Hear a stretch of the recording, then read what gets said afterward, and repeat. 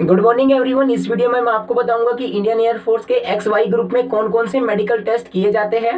Video start करने से पहले मैं आपको अपना थोड़ा सा इंट्रोडक्शन दे दूं। मेरा selection Indian air force X group में हो चुका है और मैं भी ज्वाइनिंग लेटर के लिए वेट कर रहा हूं। मेरे मेडिकल में कौन कौन से टेस्ट मेरे साथ किए गए थे उन सब की डिटेल मैं इस वीडियो के एंड तक आपको दे दूंगा। वीडियो थोड़ी लंबी हो सकती है, लेकिन आई गारंटी यू कि इस वीडियो को देखने के बाद आपको मेडिकल से रिगार्डिंग कोई और वीडियो यूट्यूब पर नहीं देखनी पड़ेगी। तो चलिए शुरू करते हैं। जिस दिन आपका फेज 2 ये कह लीजिए फिजिकल कंप्लीट हुआ था, उस दिन आपको ये कहा गया था कि मेडिकल में आने से एक दिन पहले 5 बजे आपको अपना शाम का भोजन कर लेना है और उसके बाद कुछ नहीं खाना है और खाली पेट सुबह रिपोर्ट करना है। आप नॉर्मल पानी पीते रह सकते हैं और सुबह के टाइम भी पानी पीकर आ सकते हैं। जैसे ही आप वहाँ पे पहुंचेंगे आपको 6 बजे का अराउंड एंट्री दे दी जाएगी और उसके बाद में आपको सबसे पहले पहुंचने के बाद में आपसे आपके मोबाइल जो है एक बैग में रखवा कर साइड में रख लिए जाएंगे। यहाँ एक बात याद रखने वाली है कि कोई भी लड़का ये गलती ना करे कि मोबाइल अपने पास रख ले, क्योंकि कई बार इसमें पुलिस इंक्वायरी हो जाती है। हमारे साथ एक लड़के ने मोबाइल अपनी जेब में रख लिया था, उसे बाद में पुलिस कस्टडी का फेस करनी पड़ी थी। आप जैसे ही आपको फिर जाते ही फॉर्म दे दिए जाएंगे। उन फॉर्म में क्या होता है, बेसिकली उन फॉर्म में लिखा होता है कि आपको पास्ट में कोई इंजरी अगर हुई है या फिर कोई सर्जरी आपको हुई है। कई लड़कों को हार्निया की सर्जरी हो जाती है या फिर कोई फ्रैक्चर पास्ट में होते तो उनकी डिटेल आपको उसमें भरनी होती है। कंपलसरी नहीं है, बात ये होती है कि अगर आपको कोई सर्जरी हुई है और आपकी बॉडी पे उसके मार्क है तो आपको भरनी पड़ेगी, क्योंकि आपका जब मेडिकल होगा तो आपसे पूछेंगे कि ये मार्क किस चीज़ के है। अगर आपको कोई फ्रैक्चर हाथ में वगैरह में पैर में हुआ है और वो बिल्कुल रिकवर हो गया तो जरूरी नहीं है कि आप उसे उसकी एंट्री भी करें। अगर कर भी देते तो भी कोई दिक्कत नहीं है। अब उन फॉर्म को भरने के बाद में आपका सैंपल लिया जाएगा ब्लड का, फास्टिंग वाला, क्योंकि आपको खाली पेट आने के लिए बोला गया था। उसके 2 रीजन थे, एक तो आपका फास्टिंग का सैंपल लेंगे ब्लड का, फास्टिंग मतलब खाली पेट का, और एक आपका यूरिन का सैंपल लेंगे। तो यूरिन के लिए आप सुबह खाली पेट पानी पी के आइए। उसके बाद आपको ब्लड का सैंपल आपके किसी एक हाथ में से ले लेंगे और उसके बाद आपको बोल देंगे कि आपको वॉशरूम में जाना है। वहाँ एक छोटी बोतल रखी हुई है, अलग अलग लड़के की अलग अलग पर्टिकुलर बोतल रखी रहती है, उसमें आपको यूरिन कर देना है। ठीक है, आपका 2 सैंपल कंप्लीट हो गए। उसके बाद जैसे ही सब लड़के काम कर चुके होंगे उसके बाद आपको वहाँ पे कंपलसरी खाना दिया जाएगा। देखिए, अगर आप कुछ अपने साथ खाना कैरी कर रहे हैं तो बोल देते हैं कि खाना आप दोपहर में खा लेना, फिलहाल जो मिल रहा है वो ले लो, क्योंकि उन्होंने एक पर्टिकुलर कॉम्बिनेशन बनाया हुआ है जिससे कि आगे आने वाली ब्लड की रीडिंग जो अगला टेस्ट होगा उसमें कोई डिफेक्ट या फिर चेंजेस देखने को ना मिले। बेसिकली वो कॉम्बिनेशन में नमक का खाना भी है और मीठा भी आपको दिया जाएगा। हमें क्या दिया गया था, हमें 2 समोसे दिए गए थे और 2 फ्रूट जूस कह लीजिए वो दिया गया था। वो नॉर्मल फ्रूटी के टाइप में 2 बोतल 10-10 रुपए वाली देते हैं। ठीक है, 50 रुपए में आपको दोनों खाने दे देंगे। उसके बाद आप उससे जैसे ही खा लेंगे 15-20 मिनट का टाइम आपको मिलेगा आराम करने का। आराम करने से मेरा मतलब है कि आप वहीं साइड में बैठे रहेंगे।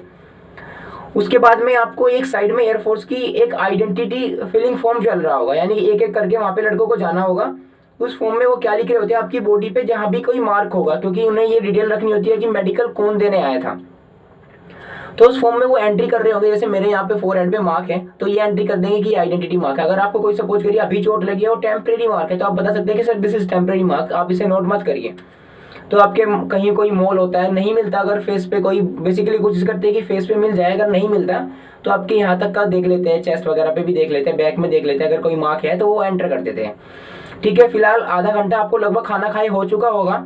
तो उसके बाद में आपका दोबारा ब्लड सैंपल लिया जाएगा दूसरे हाथ में से। उसमें क्या होगा, वही जैसे सेम सैंपल लिया गया था, अब आपका खाना खाने के बाद वाला सैंपल कंप्लीट हो गया। ठीक है, अब यहाँ से आपका मेडिकल शुरू होता है। मेडिकल शुरू होती है, आपको कह देंगे कि आपको अपने कपड़े, आपको ओनली अंडरवियर में वहाँ पे रहना होगा। सारे के सारे कपड़े आपको अपने उतार के अपनी जो आपको जिस कुर्सी पे आप बैठे होंगे उसी पे रख देने होंगे। खाली अंडरवियर में आप पूरा दिन रहेंगे, आपको चप्पल वगैरह जूते सब उतार देंगे। अगर कोई फ्लैट फिट वाला लड़का होता भी यह सोच लेता है कि मैं अपने जूते में ये लगा के रख लूंगा और मतलब पूरा दिन इन्हीं में घूमूंगा, तो ऐसा नहीं होता। मैं बता दूं आपको, सुबह ही आपके जूते और कपड़े सब उतरवा लेंगे और आप खाली अंडरवियर में पूरा दिन रहने वाले हो। उसके बाद में यहाँ से आपका मेडिकल शुरू हो जाता है। देखिए, मेडिकल में ऐसा कुछ नहीं होता कि फिलहाल चेस्ट नंबर यहाँ से सपोज करिए 600 से है, चेस्ट नंबर 600 का पहले ये होगा, फिर 601, फिर 602 और सीक्वेंस फॉलो होगी 50 तक का। लेकिन ऐसा नहीं होता। उसमें क्या होता है, कई रूम से कॉल आती रहती है कि 601 से लेके 10 तक का इस रूम में आ जाओ, और फिर सपोज करिए 18 से लेके 21 तक इस रूम में आ जाओ। तो साइमल्टेनियसली कई टेस्ट चल रहे होते हैं एक साथ में, जिससे कि आपका टाइम सेव हो जाए और एक दिन में मेडिकल पूरे हो जाए। तो इसमें क्या होगा, सपोज करिए कि कई रूम में टेस्ट चल रहे हैं और आपका कोई टेस्ट रह गया और आपके ग्रुप का हो गया, तो आपका वहाँ पे लेट हो गई थी, तो आप बाद में भी जाके वो टेस्ट करा सकते हैं, या फिर वो आपको खुद बुला लेंगे कि इस टेस्ट नंबर का ये टेस्ट रह गया, आके इस रूम में टेस्ट करा ले। ठीक है, मैं सबसे पहले टेस्ट लेकर चल रहा हूँ, पूरी डिटेल आपको दूंगा कौन कौन से टेस्ट में क्या क्या चेक करते हैं और क्या क्या सावधानी आपको रखनी चाहिए। सबसे पहले आपका एक्सरे होगा। एक्सरे में आपको क्या करना होगा, आपको वही, क्योंकि आपको बोलेंगे कि एक, ये कह लीजिए एक बोर्ड वहाँ पे लगा होता है लकड़ी का गत्ता, उस पर आपको जाना है और वहाँ पे आपको अपनी चेस्ट लगा देनी है और बोलेंगे कि आपको, जैसे ही मैं बोलूँगा 1 2 3, आपको गहरी सांस भरनी है जिससे कि आपको प्रॉपर चेस्ट का एक्सरे आ सके एक्सपेंशन के साथ में। तो ऐसे ही आपको करना है। इसमें नॉर्मल, इसमें कोई भी, बहुत कम लड़कों को एबनॉर्मलिटी होती है जो नेचुरल होती है, उसमें आप कुछ कर भी नहीं सकते। अगर कोई एबनॉर्मलिटी आपके लंग्स में है तो बाय नेचुरली है, उसमें आप ज़्यादा कुछ नहीं कर सकते, तो इस बारे में आपको वरी करने की जरूरत नहीं है और इसका ना ही आपको कोई प्रायर मेडिकल कहीं पे करा कर जाने की जरूरत है। ठीक है, आपका चेस्ट का एक्सरे होने के बाद में अब आपको कॉल आ गई ईसीजी और सीवीएस के रूम से। देखिए, ईसीजी और सीवीएस कराते समय एक चीज़ बहुत ध्यान रखने वाली बात यह है कि ये टेस्ट जो है आप पहले कराकर कहीं जरूर चले जाइए, क्योंकि कई लड़कों को ऐसे होता है कि सीवीएस में कोई सपोज करिए बीपी उसका 140 के अबाव आ रहा है, तो ऑब्वियसली है कि आपको रीमेडिकल का पॉइंट बनेगा। स्टैंडर्ड जो होता है हेल्दी मैन का 120 होता है, 120/80। तो आपको अगर उससे ऊपर आ रहा है 130, 136, 137 तक कुछ नहीं होता, बिल्कुल एग्जैक्ट तो सबका नहीं होता, 140 के अबाव अगर आपका आ रहा है तो आपका कई बार चेक करेंगे, उसके बाद भी अगर हर बार 140 के अबाव आ रहा है तो आपको रीमेडिकल का पॉइंट मिल जाएगा। तो इट्स बेटर कि आप कहीं अपना मेडिकल, पहले मेडिकल में मेरा मतलब पूरा मेडिकल से नहीं है, आप ईसीजी और सीवीएस कहीं करा के चले जाइए। अगर आपको कोई एबनॉर्मलिटी वहाँ पे आ रही है तो डॉक्टर आपको कोई मेडिसिन दे देगा, पर्टिकुलर इसका आराम हो जाता है, कुछ घंटे के लिए इसमें आराम लग जाता है। ठीक है, ईसीजी होने के बाद, आप सीवीएस होने के बाद में आपका ईसीजी होगा। सीवीएस में आपको मैंने बता दिया, आपको एक तो पल्स रेट चेक किया जाएगा कि आपका धड़कन कितनी बार हो रही है, और एक आपका ये चेक कर लिया जाएगा बीपी कितना आ रहा है, 120/80 है या फिर इससे थोड़ा बहुत एबनॉर्मलिटी आ रही है। एबनॉर्मलिटी मैंने बता दी 140 तक आपकी चल जाएगी और नीचे जो है 80 में 60 तक चल जाती है, कोई दिक्कत नहीं है। ठीक है, पल्स रेट भी आपका 72 स्टैंडर्ड होता है तो उससे भी 80 तक चला जाता है, नीचे तक भी कुछ ऐसा होता है कि 67 68 तक इतना चल जाता है। बाकी एग्जैक्ट अगर आपको देखना है तो आप गूगल से देख सकते हैं। उसके बाद में हम आते हैं कि हमारा होगा ईसीजी। ईसीजी में क्या करना है, आपको बिल्कुल एक बेड पे लेटा दिया जाएगा, वो कहेगा बिल्कुल रिलैक्स होना, क्योंकि वो आपको बार बार बोलेगा कि अगर आप अभी कंफर्टेबल नहीं हो तो बता दो कि आपको दोबारा मेडिकल हो जाएगा, मतलब ईसीजी आपको दोबारा कर लेंगे। तो आपको बोलना है ठीक है, अगर आप रिलैक्स हो तो ठीक है, वरना बोल देना कि मैं बाद में करा लेता हूँ। उसमें कंफर्टेबल होने का रोल इतना ही होगा, अगर आपकी रीडिंग का जो ग्राफ होगा वो गलत आता है तो आपको दोबारा मेडिकल का पॉइंट दे दिया जाएगा। पहली बार में नहीं दिया जाएगा, कई बार आपका वहाँ पे मेडिकल में ईसीजी किया जाएगा, अगर उसके बाद भी आपका एबनॉर्मलिटी कंटिन्यू रहती है तो आपको रीमेडिकल की कॉल दी जाती है। उसमें बेसिकली कुछ नहीं होता, आपको जैसे ही लेटोगे आपकी चेस्ट पे 10-12 जगह आपको छोटी छोटी चिमटी लगा दी जाएगी। तो अगर किसी की चेस्ट पे बहुत ज़्यादा हेयर है तो इट्स एडवाइज कि वो उन्हें क्लीन करके चला जाए, क्योंकि वहाँ पे अगर वो चिमटी लगाते समय उन्हें कुछ दिक्कत हो सकती है। तो उसके बाद में कुछ चिमटी आपके हाथ की उंगलियों पे लगा दी जाएगी, कुछ पैर की उंगलियों पे। तो इसमें आपकी ईसीजी पूरी होने के बाद में अब आपको सपोज करिए कॉल आ गई हियरिंग के लिए। हियरिंग में क्या चल रहा होता है, एक रूम में एक एंड पे आपको खड़ा कर देंगे और दूसरे एंड पे कोई एयरफोर्स का जो मेडिकल कर रहा होगा एयरमैन वो खड़ा होगा। एक एयरमैन आपके पास खड़ा होगा, वो क्या करेगा, आपके कान पे सपोज करिए ये वो कागज है, ऐसे कागज कान पे लगा के और इस तरफ से कोई उंगलियां ऐसे चला रहा होगा, जिससे कि आपके इस कान में डिस्टरबेंस हो जाए और आपको इस कान से कुछ ना सुनाई दे और केवल दूसरे कान से सुने। उसके बाद वो पीछे से प्रोनाउंस करेगा ए बी, वो बहुत बारीक आवाज में प्रोनाउंस करेगा और बिल्कुल सीक्वेंस में नहीं करेगा, कभी अल्फाबेटिकली बोल देगा और कभी न्यूमेरिक बोल देगा, कभी बोल दे 3 T। तो जरूरी नहीं है कि आप एक एक वर्ड एग्जैक्ट वहां पे बोले, आपको कई चांस दिए जाते हैं। सपोज करिए आपने बीच में 2-3 बार ऐसा होता है कि टी बोलता है, लगता है 3 बोल रहा है, क्योंकि बहुत आराम से बोल रहा होता है। ऐसे ही करके दोनों कानों से आपके चेक करेगा, अगर आप उसे पक्का श्योर हो जाता है कि कोई लड़के में कोई डिफॉर्मिटी है तो ही वो मेडिकल का पॉइंट देता है, अदरवाइज नहीं देता।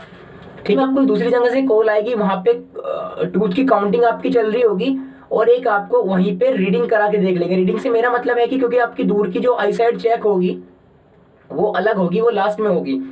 एक नजदीक की आई साइड चेक होती है वो आपकी वहीं पे करा लेते हैं, किसी भी टाइम करा सकते हैं। इसका मतलब ये है क्योंकि हमारी इस उम्र में, जब हम एयरफोर्स ज्वाइन करने जा रहे हैं, इस उम्र में एटलीस्ट जो पास की नज़र है वो खराब नहीं होती, क्योंकि ये बड़े बड़े उम्र में जाके हो जाती है, लेकिन इतनी कम उम्र में तो नहीं खराब होती। तो इसलिए वहाँ पे आपके टूथ की काउंटिंग कर लेंगे पूरा मुंह से कि कितनी काउंटिंग आपके टूथ की है टोटल। वो स्टैंडर्ड आप देख सकते हैं कितने मिनिमम डेंटल पॉइंट होने चाहिए, अगर नहीं है तो आपको प्रॉब्लम होगी, अदरवाइज ऐसा कुछ नहीं होता। उसके बाद में आपको एक पेज दिया जाएगा, उस पे पेज बारीक बारीक करके कई बारी कुछ लिखा रहता है, आपको सब कुछ वो पढ़ देना है।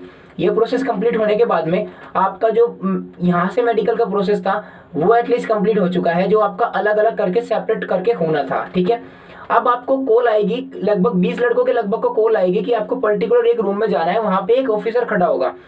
यानी कि अब तक का जो आपका मेडिकल चल रहा था वो एयरमैन कर रहे होते हैं, जो हमारे जैसे हम एयरमैन ज्वाइन कर रहे हैं, हमारी से कुछ बड़ी रैंक के एयरमैन होते हैं, या फिर ये कह लीजिए जो कुछ सीनियर हो जाते हैं वही मेडिकल कर रहे होते हैं। अब आपको पर्टिकुलर कॉल आएगी कि एक रूम में जाना है, वहाँ पे एक एयरफोर्स का अधिकारी होगा। हमारी बार जो हमारा मेडिकल होता है स्क्वाड्रन लीडर ने किया था, तो उस मेडिकल में आपको 20-30 लड़कों का एक ग्रुप होगा और एक आपको हॉल टाइप में ले जाके गेट बंद कर देंगे, ठीक है। अब यहाँ से आपका थ्रू आउट चेकअप शुरू होने वाला है, जो आपका पहले हो चुका उसे छोड़कर बाकी बचा हुआ पूरा मेडिकल उसी रूम में आपका हो जाएगा, ठीक है। देखिए उस मेडिकल को शुरू करने से पहले मैं आपको बता दूं कि इसमें आपको क्या क्या होता है। सबसे पहले जैसे आप उस रूम में जाएंगे तो आपको कह देंगे कि एक तो आपको हंसना नहीं है किसी भी चीज़ को लेके। कोई भी अगर बच्चा वहाँ पे हंसता है तो उससे दिक्कत होने वाली है, गारंटेड इस बात की है, ठीक है। तो उसमें आपको करेंगे, सबसे पहले आपको वार्म अप कराएंगे। वार्म अप में बेसिकली जो हम एक्सरसाइज करते हैं जैसे हाथ ऊपर ले जाके ऐसे और जंपिंग कराएंगे नॉर्मल। लेकिन उसमें बात ध्यान रखने की ये है कि नॉर्मल शुरू में वार्म अप कराने के बाद में एक एक्सरसाइज इतनी वो ज़्यादा कराएंगे कि आपको पूरा पसीना आ जाएगा बॉडी में। उनका बेसिक पर्पज क्या है एक्सरसाइज कराने का, जैसे वो जंपिंग कराएंगे तो बोलते हैं कि खूब तेज तेज जंपिंग करो, यानी ऊपर बोल देते हैं पंखा छत पे है तो इतना ऊपर कूदो कि तुम्हारा सर ऊपर लग जाए, और बेसिकली जो कर रहे थे। लेकिन उनका कहने का मतलब है कि खूब ऊपर ऊपर आपको कूदना होगा, ठीक है। वहां से आपको जैसे आप कूदेंगे ना तो कई बार किसी लड़कों को दिक्कत होती है कि उनके जैसे घुटना हो गया पैर का तो उसके पीछे की नस खड़ी हो जाती है। देखिए उसके पीछे एक हड्डी होती है, उस हड्डी के बारे में नहीं बता रहा, वो सभी को दिखते हैं, इसलिए आपको थोड़ा इसमें कंफ्यूज होने की जरूरत नहीं है, फिर वरी होने की जरूरत नहीं है। एक नस होती है, कोई बहुत मोटी नस करके वो दिख जाती है, अगर किसी किसी लड़कों को दिक्कत होती है तो। ये सबको दिक्कत नहीं होती, इसलिए ज़्यादा वरी होने की जरूरत नहीं है। तो जैसे आप ऊंचा ऊंचा जंप करते हैं तो आपके पैर के पीछे एक नस होती है वो खड़ी हो जाती है, अगर वो नस खड़ी हो जाए तो अब आपको मेडिकल के लिए दिक्कत है। तो वार्म अप होने के बाद आपकी जंपिंग होगी और आपकी जो पैर के पीछे नस मैं बता रहा था वो उन्होंने चेक कर ली, ठीक है। अब आपसे कराए जाएंगे पुशअप। पुशअप आपको ये नहीं मान के चलना कि आपके फिजिकल में पुशअप हो गए तो यहाँ मेडिकल में पुशअप नहीं होंगे, आपके अच्छे खासे पुशअप होने वाले। हमारे 20 के लगभग पुशअप उन्होंने वहीं पे करा दिए थे।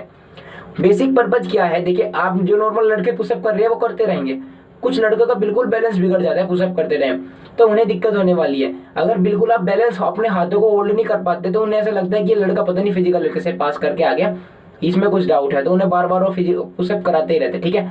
आपके पुशअप वहां से हो जाएंगे, उसके बाद आपको बोलेंगे कि आप सीधे खड़े हो जाइए, तो आपको पता भी नहीं चलेगा, वो कहेंगे पैर मिलाओ पंजे मिला लो, ठीक है अब सीधे खड़े हो जाओ। तो आप सोच रहे होगे कि नॉर्मल वैसे एक्सरसाइज चल रही है, उसमें आपको उन्होंने नोकनी चेक कर लिया होगा। कई लड़के सोचते हैं कि जब नोकनी चेक करेंगे तो मैं अपने पैर के बीच में खूब गैप क्रिएट कर लूंगा, हालांकि बिल्कुल ऐसे नहीं है। आपको थोड़ा बहुत आइडिया हो जाएगा, पता चल जाएगा कि नोकनी चेक होने वाला है। बोलते हैं कि सीधे खड़े हो जाओ, बिल्कुल पैर मिला लो पंजे मिला लो, ये नहीं कहेंगे कि अभी हम नोकनी चेक कर रहे हैं, लेकिन आपका नोकनी चेक हो जाएगा, ठीक है। अब उसके बाद आपको बोलेंगे कि ठीक है अब नीचे बैठ जाओ, नीचे बैठे, मतलब वो बिल्कुल आपको एक तरीके से बताना नहीं चाह रहे कि हम नोकनी चेक कर रहे हैं, क्योंकि कई लड़के ना नोकनी में इंटेंशनली गैप क्रिएट करने की कोशिश करते हैं, ठीक है। नोकनी की बात ऐसी है कि अगर आपको नोकनी किसी को है भी सपोज करो तो नॉर्मल एक्सरसाइज से वो आप रनिंग वगैरह करते हैं, नॉर्मल एक्सरसाइज की वीडियो मैं आपको दे दूंगा, उससे करके वो ठीक हो जाते हैं। इवन मुझे भी नोकनी की प्रॉब्लम थी, मैंने भी वो ठीक की थी, ठीक है। वो करने के बाद में आपको बोलेंगे कि जैसे हम नॉर्मल बैठते हैं सुबह के टाइम जब, तो आपको नॉर्मल वैसे बैठना होगा, कई बार खड़ा होना होगा, ठीक है। आपको ये करने के बाद में फिर आपको बोलेंगे कि आपको अपने पंजे पे बैठ जाओ, पंजे पे कई बार बैठना उठना होगा। उसके बाद ये नॉर्मल बैलेंस चेक करने के लिए कर रहे हैं कि आपका बैलेंस बन पाता है कि नहीं बन पाता है। उसके बाद आपको बोलेंगे कि आपको वॉल पुशअप करने होंगे, यानी आपको दीवार पे ऐसे करके हाथ और फिर वहां से ऐसे दीवार से पुशअप करने होंगे। वो बेसिकली क्या देखना चाहते हैं, कई बार किसी की कमर में बैक साइड में रीढ़ हड्डी के पास में कुछ डिफॉर्मिटी होती है, वो देखना चाह रहे हैं। तो सभी को नहीं होती, जिसको भी होती है वो वहां से चेक कर लेते हैं। उसके बाद आपकी कमर को डीप एनालिसिस वहां से करते हैं कि कोई परमानेंट मार्क कमर पे तो नहीं है, या फिर हाथ पैर पे कोई परमानेंट मार्क तो नहीं दिख रहा। बेसिकली अगर किसी को, जिसे हम बोल देते हैं कोई ब्लैक मार्क बहुत बड़ा हो जाता है, तो उससे वो फिलहाल पॉइंट ऑफ कंसिडरेशन के लिए नोट कर लेते हैं, बाद में कंफर्म अगर जब डाउट हो जाता है उसके बाद ही रीमेडिकल का पॉइंट देते हैं, ठीक है। ये चेक होने के बाद में अब आपको क्या किया जाएगा, देखिए आपका जो मैंने बताया एक्सरसाइज करने के बाद वाले जो भी टेस्ट थे उन्होंने सारे करा लिए, ठीक है। अब आपके टेस्ट शुरू होंगे, जो वो करेंगे दांत आपके चेक करेंगे। दांत से मेरा मतलब है काउंटिंग आपकी पहले हो चुकी थी, अब वो चेक करेंगे कि आपकी जीभ पे कोई टॉन्सिल तो नहीं है, ठीक है। वो आपसे मुंह खोलने के लिए बोलेंगे, बड़ा मुंह करके बोलेंगे कि आ बोलिए, आपको कहीं बहुत देर तक आ बुलवाएंगे, उससे आपको देखना चाहते हैं कि आपको कोई अंदर टॉन्सिल वगैरह की दिक्कत तो नहीं है, ठीक है। वो होने के बाद में अब आपकी वो डीएनएस चेक करेंगे, नाक की हड्डी तो आपकी टेढ़ी नहीं है, नाक की हड्डी वो कैसे चेक करते हैं मैं बता देता हूँ। देखिए कई तरीके हैं, एक बार तो अगर आपका डाउट में आ गया तो कंफर्म करने के लिए आपको टॉर्च वगैरह से लेके नीचे बैठा के आपको ऐसे करके भी चेक करेंगे, लेकिन जब तक आप डाउट में नहीं है तो पहली बार में वो चेक करते हैं स्केल, जो लोहे का हमारा स्केल होता है उस स्केल को यहाँ पे लगाएंगे, उसके बाद आपको बोलेंगे कि एक नाक बंद करिए और इस नाक से सांस छोड़ दीजिए। जैसे आप इस नाक से सांस छोड़ेंगे तो उस पर कुछ ना एक तरीके से भाप जम जाएगी लोहे के स्केल पे। जब इस नाक से चलेंगे छोड़ेंगे तो इस नाक पे भी भाप जम जाएगी स्केल पे, ठीक है। तो आपका वो कंफर्म होगा कि आपको अगर एक नाक बिल्कुल ब्लॉक हो रही है या आवाज भी नहीं आती तो इसका मतलब है कि आपको डीएनएस का पॉइंट है, तो वो कंफर्म करते हैं टॉर्च से जाकर, वरना पहली बार में ऐसे ही हो जाता है डीएनएस, ठीक है। उसके बाद में आपका ईयर चेक करेंगे, ईयर वैक्स तो नहीं है या फिर ईयर में कोई डिफॉर्मिटी तो नहीं है।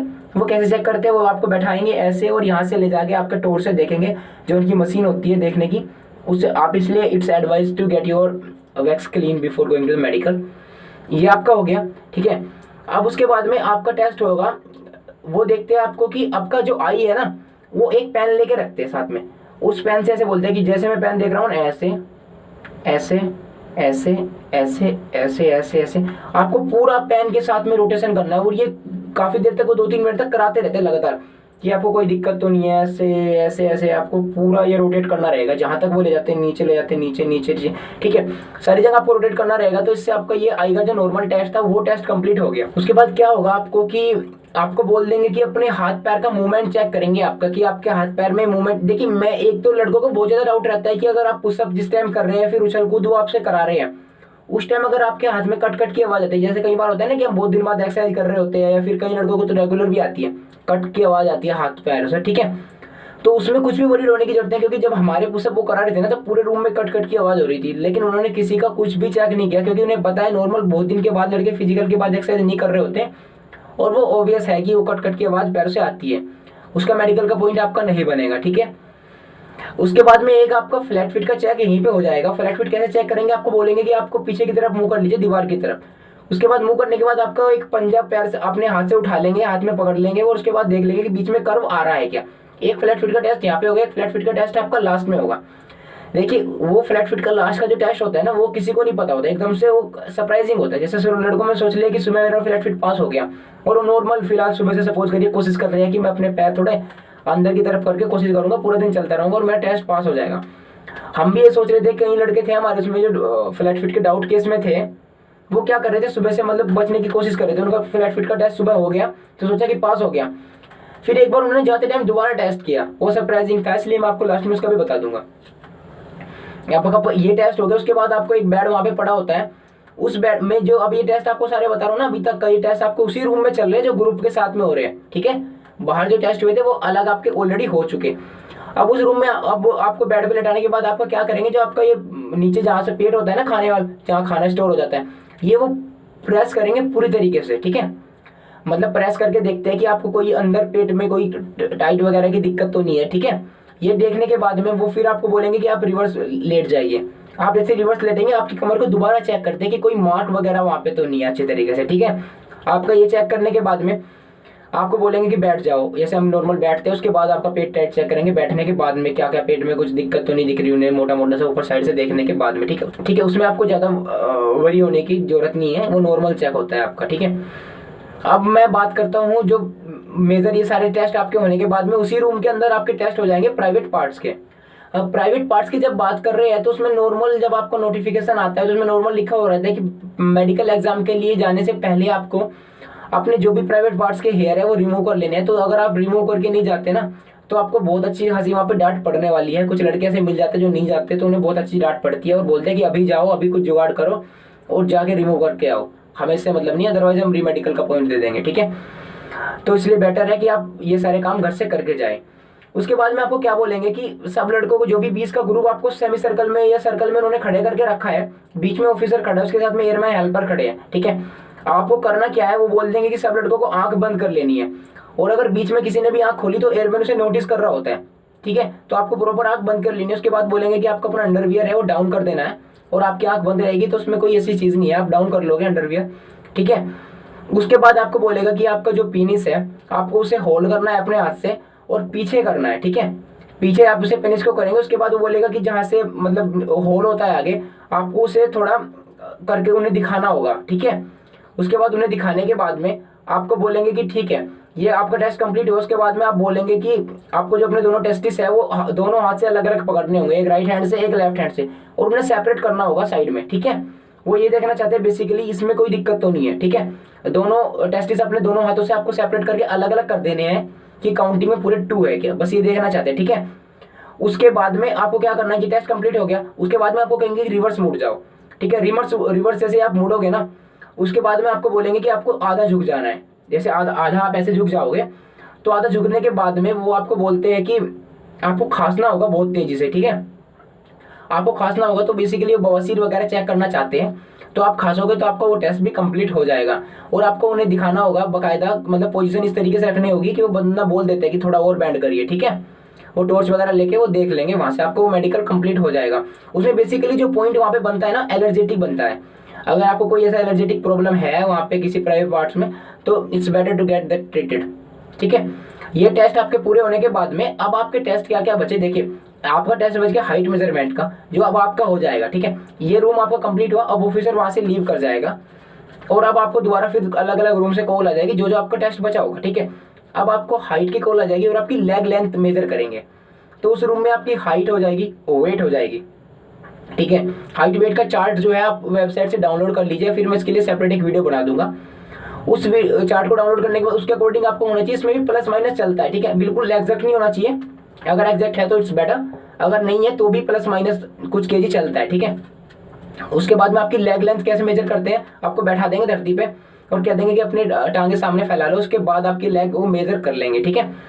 अब मेजर करने के बाद में अब आपका लास्ट टेस्ट जो मुझे लग रहा है बचा है कि वो बच गया आपका आई टेस्ट, ठीक है। आई टेस्ट आपका बिल्कुल लास्ट में मेरा हुआ था। उसमें क्या करते हैं आई टेस्ट में, देखिए बेसिकली ज़्यादा तो प्रॉब्लम होती है शुरू, जब सुबह आपका फॉर्म भरवाए थे उस टाइम भी आपसे पूछा गया था कि आपका पास्ट रिकॉर्ड बताइए कि कुछ स्पेक्टिकल्स वगैरह है तो जमा कर दीजिए। अगर आपको सपोज करिए कि आप एक तरीके से डाउट केस है कि आप लास्ट लाइन जो है उसके कुछ लेटर पढ़ पाते हैं और कुछ नहीं पढ़ पाते, ठीक है, तो उसमें आप चाहे तो प्रिस्क्रिप्शन दे दे चाहे ना दे दे, क्योंकि आपको रिजेक्शन वहां से नहीं मिलने वाला। इस बात की मैं श्योरिटी देता हूँ। क्यों देता हूँ, देखिए क्योंकि उन्होंने प्रॉपर नोटिफिकेशन में मेंशन किया है कि अगर आप लास्ट की 2 लाइन नहीं पढ़ पाते ना तो भी आपको कोई दिक्कत नहीं है, लेकिन अगर उससे ऊपर आपको कोई डाउट है तो आपको रीमेडिकल का पॉइंट जरूर मिलेगा। और मैं आपको एक बात बता दूं, अगर आपको कोई आंख का इशू है ना तो उसे अगर मेडिकल में क्लियर हो गया तो ठीक है, रीमेडिकल में क्लियर होने में दिक्कत है। रीमेडिकल में दिक्कत ये, क्योंकि अगर आप लेसिक करा के जाएंगे तो भी डाउट में आएंगे कि आपने लेसिक कराया होगा तभी आपका मेडिकल से रीमेडिकल में ठीक, क्योंकि बकायदा नोटिफिकेशन में लिखा आता है कि लेसिक इज नॉट अलाउड। तो ठीक है, अगर आपको वो कराना भी है तो इट्स बेटर कि आप काफ़ी पहले फिजिकल या मेडिकल के कहीं बीच में करा लें, लेकिन रीमेडिकल से पहले उसे अवॉइड करें। अगर आपको बिल्कुल ही श्योर होना है तो ये रीमेडिकल तक आंख का केस मत जाने दीजिए, ठीक है। उसमें क्या करना है, अगर आप लास्ट की लाइन नहीं पढ़ पा रहे तो आप प्रिस्क्रिप्शन दीजिए, उससे ऊपर की भी नहीं पढ़ पा रहे तो प्रिस्क्रिप्शन दे दीजिए, ठीक है, कोई दिक्कत नहीं है, वो अलाउड है इतना। लास्ट की 2 लाइन तक आपका चल जाता है, वो लास्ट की 2 लाइन ही पढ़वा के देखेंगे, उससे ऊपर का नहीं पढ़ाएंगे अगर आपका प्रिस्क्रिप्शन नहीं है। अगर आपका प्रिस्क्रिप्शन है तो आपको उन 2 लाइन को छोड़ के लास्ट की उसके ऊपर का पढ़ाना शुरू करते हैं। तो मेरा प्रिस्क्रिप्शन नहीं था तो मुझसे क्या पढ़ाया था, देखिए लास्ट की लाइन जो थी उससे 4 मेरे से लेटर पूछे थे और उससे ऊपर की जो थी उससे 4 लेटर पूछे थे, ठीक है। अब मैं आपको एक और चीज बता दूं, सपोज करिए कोई डाउट केस है और आपको ना पूरे दिन उस चार्ट को कई बार देखने का मौका मिलेगा। जैसे हमारा जो ईसीजी और सीबीएस चल रहा था ना, उसी रूम में साइड में ही वो आई चार्ट हमारा लगा हुआ था। तो आप अगर कोई है सुबह से उसे कई बार देख ले, कोई अगर आपको लगता है कि ये लेटर इसमें ब्राइटनेस कम है या फिर ये आपको नहीं दिख रहा प्रॉपर, तो आपको दोबारा उसके अंदर, जब उस टाइम तो नहीं दिख रहा होगा लेकिन जब आप जाएंगे ना दोबारा आपका आई का टेस्ट होगा, उस टाइम तक उसका बल्ब बंद रहता है। पहले जैसे आपका आई टेस्ट होगा उसके अंदर का बल्ब जब जलेगा ना तो काफ़ी ब्राइटनेस उसके अंदर हो जाती है, और मुझे नहीं लगता कि अगर आपका छोटा मोटा डाउट का केस है तो वहाँ पे रहेगा, वो ईजिली कवर हो जाएगा, ठीक है। देखिए फ्लैट फीट हमारा सुबह चेक हो गया, लेकिन उन्होंने शाम को दोबारा कंफर्म किया। क्यों किया, देखिए सुबह से हम नंगे पैर घूम रहे होते हैं ना तो हमारे पूरे पैर गंदे हो जाते हैं नीचे से। उसके बाद वो साइड में पानी डाल देते हैं, एक जगह कमरे में जाके बिल्कुल टाइल जहाँ पे क्लीन होती है वहां पे पानी डाल देंगे और बोलेंगे कि अब आप इस पानी में अपने पैर गंदे, आपके पैर जैसे पानी पे लगेंगे तो बिल्कुल आप जहाँ जहाँ पे चलेंगे वो बिल्कुल आपके मार्क छोड़ता चलेगा। फिर वो उन मार्क को डीपली देख लेते हैं कि किसी के बीच में कर्व दिख रहा है या नहीं दिख रहा है। वहां से आपका फ्लैट फिट वो कंफर्मेशन पॉइंट होता है एग्जैक्ट, ठीक है। आपका फ्लैट फिट वहां से कंप्लीट हो जाएगा। देखिए मैं आपको बता दूं, शायद मैंने 2 टेस्ट मिस कर दिए हैं बीच में। एक तो टेस्ट मेरा हमारा बचा है कि आपका जो ये हैंड, ये आपका ये करा के देखते, ठीक है, दोनों हाथों से आपको ये करना होगा, एंटी क्लॉकवाइज भी और क्लॉकवाइज भी। ये करके देखेंगे। उसमें बेसिकली यही देखना चाहते हैं कि इसमें कोई आपका रोटेशन इजीली हो जाता है कि नहीं होता है, क्योंकि इसमें आपको जब आप ऐसे हाथ का रोटेशन करते हैं तो हो जाता है कि नहीं होता। ठीक है, ये आपका हो जाएगा। एक टेस्ट मैंने छोड़ दिया, एल्बो एंगल आपका कैसे चेक करते हैं। ये हमारी जो हाथ का एंगल होता है ना, ये उनके पास में एक स्केल होता है, उस स्केल में वो इजीली मेजर कर लेते हैं कि 15 डिग्री से ज़्यादा बैंड तो नहीं है। ये नॉर्मली हर किसी को नहीं होता। इसमें क्या करना है, देखिए आपको, आप जैसे अपने हाथ ऐसे सामने मिला के देखते हैं ना, अगर आपके बीच में गैप बन पा रहा है तो इसमें आपको कोई दिक्कत नहीं है और आपको इजीली क्लियर हो जाएगा। अगर इसमें बीच में गैप नहीं भी बन रहा तो इसे ना आप इजीली प्रैक्टिस कर सकते हैं और ये वहाँ पे बच जा सकता है पॉइंट। इस पॉइंट से बच सकते हैं इजीली। इसमें कोई ऐसी दिक्कत नहीं है बड़े वाली कि आपको अगर ये पॉइंट मिला तो दिक्कत है। आप ऐसे इस तरीके से अपने हाथों को कर सकते हैं कि आपको पॉइंट ना मिले। ठीक है, उसकी प्रैक्टिस आप कर लीजिए। अगर आपको कोई डाउट अभी बचता है तो आप कमेंट सेक्शन में कमेंट कर दीजिए। Thank you for watching my video and please do not forget to subscribe this channel. यहाँ मैं एयरफोर्स से रिलेटेड, एयरफोर्स एक्स एवं वाई ग्रुप से रिलेटेड वीडियो कंटिन्यू डालता रहूंगा, जिससे आपकी बहुत ज़्यादा हेल्प होने वाली है। तो इस चैनल को सब्सक्राइब जरूर